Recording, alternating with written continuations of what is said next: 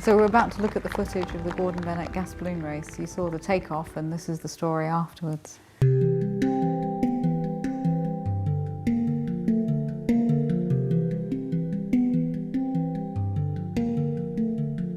And this is Anne. We've been flying all night, so she's looking particularly chilly. It's about 6 in the morning, and so although the sun's coming up, it's still the coldest time, and you can see we've got lots of condensation around us in cloud, so it gets chilly in the basket.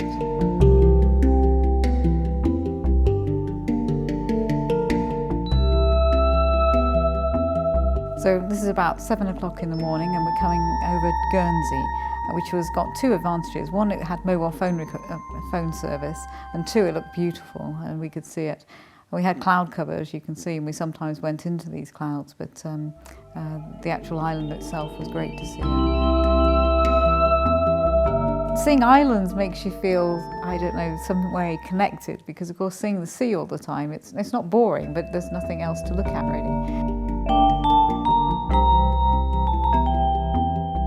So that's what they call the glory of the balloon. So it's the shadow of the balloon on the cloud, and because the sun's behind me, you get a rainbow effect around it. And I wasn't sure the camera could catch it, but no, it's got a good view of that. So it's called the balloon's glory on the cloud.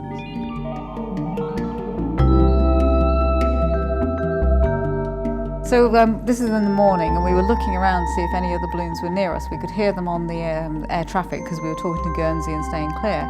And then we saw one which was down below us, and then they came up and they went over and they got the faster wind and then went racing ahead of us. So that was that balloon, and they actually shouted down to us. So here we're coming into the French coast of Brittany, and it's just nice to see land after you've been crossing for the night. You know, obviously in a balloon you're never quite 100% sure you're actually going to get the right wind to go the right way. Well, I felt quite cut off and really wanted to know more about what was going on, because of course now you can get information and people can relay things. But because we were flying our own race, we didn't actually find out what other balloons were doing. But somebody texted me to say we were fourth at this point, and fourth doesn't really mean anything, because what I'm trying to understand is what strategy other balloons are using and what is going to get us the best trajectory to win the race.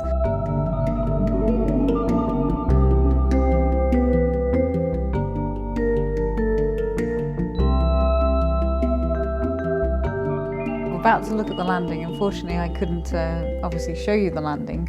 We came down and we were doing 20 knots at 6,000 feet, and it was 8 knots on the ground, so it should be linear. And as we came down, we hit 40 knots of wind, so that's over 40 miles an hour of wind. And because of that, the balloon just decided to land itself almost. Well, it was a controlled landing. We nearly made it into a field. We were about, I don't know, 10 feet away from a field, which was a good field to land in. And we didn't do any damage. We landed fine, that wasn't the problem, but we landed a bit hard. It was a good landing for the conditions, but it was quite a bad landing because we didn't have a lot of control, but we had some control. So we did get a field which was perfect. The only problem was we had a slight problem when I asked Anne how she was, and she said she wasn't well at all. I said, are you okay, Anne? And she said no. And it turned out that she was trapped. I got out the basket and tried to push it off her because it looked as though it was on her, but I couldn't see if she was in or out, and she doesn't know if she was in or out. And in doing so, it released it and she was fine. And then the basket came onto me. Of course, the balloon, because it lost my weight and Anne's weight, wanted to fly on. So there's Anne running after this balloon, having half been strangled by some cord in the balloon and trying to get it. And apparently she nearly got it, but it went off for a flight on its own. And that was really dramatic because I had visions of this balloon going and landing on the coast and, you know, full of hydrogen and causing a major international incident. But then it damaged one vineyard. Then it landed in a ravine and I nearly got to it, and I rushed down this ravine and it was terrible. And I nearly twisted both ankles in doing so. And Just got there and it took off again. And I saw a road and Anne was on that road, so I shouted at her because there was somebody with a car, and she got in the car, and this guy who was one of the, they were doing the vendage, which is bringing in the grapes, drove her to, and just tried to follow the balloon, and eventually they saw it had landed in this field, and it actually did a very good landing of its own, and the basket was one side of a tree and the balloon was the other side of the tree, so we were very, very lucky. We gave the insurance details to the farmer and the police. So. We erred on the side of safety by landing. We made the landing decision based on the fact that we could have gone on to Corsica. We came 13th in the race, and there was only 100 kilometres difference between that and 7th place. So most people landed on the coast. Well, there was an American balloon with Richard Abruzzo and Carol Davis in it, and both are very experienced Gordon Bennett pilots, very experienced gas pilots. And they were flying, and they continued over into the Adriatic and hit bad weather. And we don't exactly know what happened. We do know that there were thunderstorms in the vicinity of where they were flying, and they just lost radar contact with them. People, can guess all they like about what's happened, and the most likely scenario is that they did get hit by lightning. And quite often the balloons survive if you get hit by lightning. It's not necessarily the end of the flight. I know balloons that have survived and people have walked away with it.